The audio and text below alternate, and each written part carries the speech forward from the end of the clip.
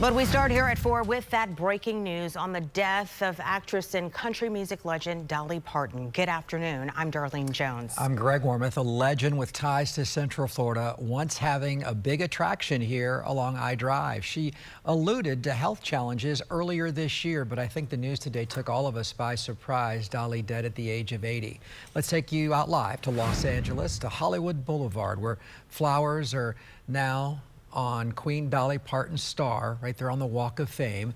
We'll continue to monitor tributes coming in. We can also tell you the president has ordered that flags be lowered to half staff across the United States in her honor.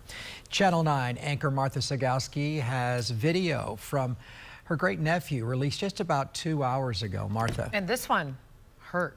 This really does hurt for so many people. She wrote hundreds of songs, including classics like Jolene and I Will Always Love You, totaling more than 100 million sales worldwide and more than 1 billion online streams. In fact, she wrote both of those songs in one day, both of them.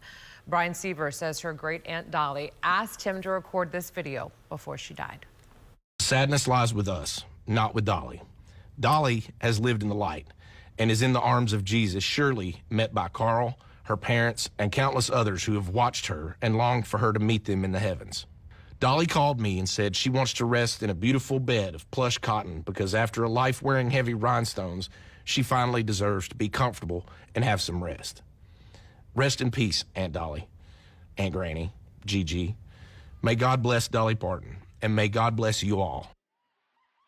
She was the fourth of 12 children who grew up in a one-room cabin in Tennessee. They didn't have a lot of money. She said they were never starving, yet some days they didn't really have enough to eat. At the age of 6, she began playing her first guitar and singing in her grandfather's church.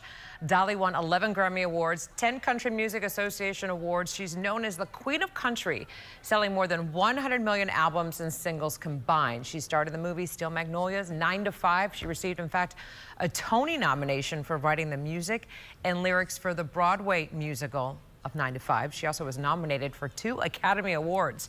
Her impact on American culture is immeasurable.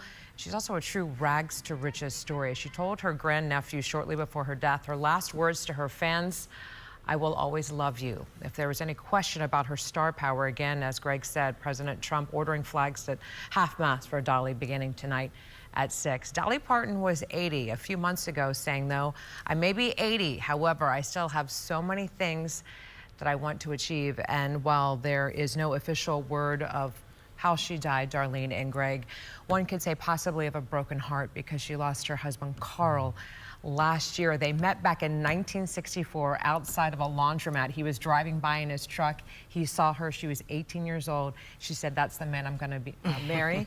And she did, and they were married for almost 60 years. They didn't have any kids. She said, I didn't have kids because I believe that God didn't mean for me to have kids, so everyone else's children could be mine. Yeah, she had that great reading program with thousands upon thousands of books. Imagination Library. She started that because her father couldn't read. And she has given away over 200 million books worldwide to children, starting when they're super little up into kindergarten. They get it once a month delivered to their homes. Even nonprofits here in Orlando participate in that program. It is incredible.